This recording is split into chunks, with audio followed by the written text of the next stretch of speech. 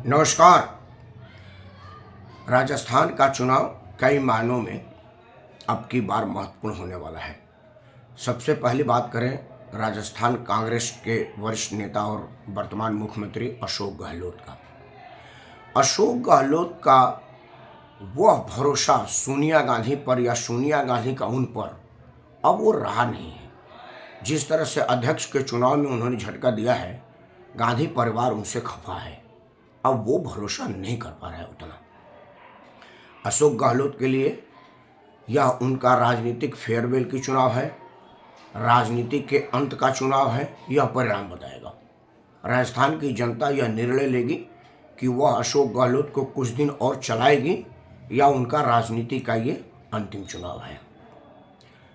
राजस्थान कांग्रेस के दूसरे नेता सचिन पायलट, उनके लिए यह अपने आप को साबित करने का चुनाव है। कांग्रेस में रहते हुए अशोक गहलोत के साथ उनका पिछला 5 साल का अनुभव बहुत संतोषजनक और हर्षोल्लास वाला नहीं रहा है। सचिन पायलट अपने ही सरकार के विरुद्ध धरने पर बैठ गए थे, यह भी पहली बार हुआ है।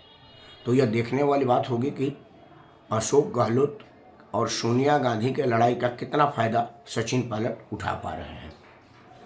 लेकिन मुझे लग रहा है कि सचिन पायलट फायदा उठाएंगे नहीं, क्योंकि उनकी आयु सोनिया गांधी के दोनों बच्चों राहुल और प्रियंका के बराबर है।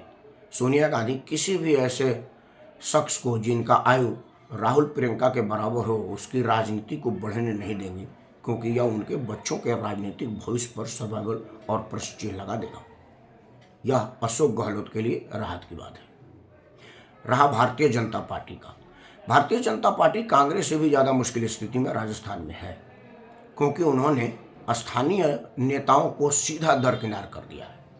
वसुंधरा राजे सिंधिया को बिल्कुल शुरू से ही वो भाव नहीं दिया गया जो पहले के चुनाव में उनको मिलता रहा है। दूसरा और सबसे महत्वपूर्ण यह कि वहाँ एक नया अध्यक्ष सीपी जोशी के रूप में मिला है भाजपा का।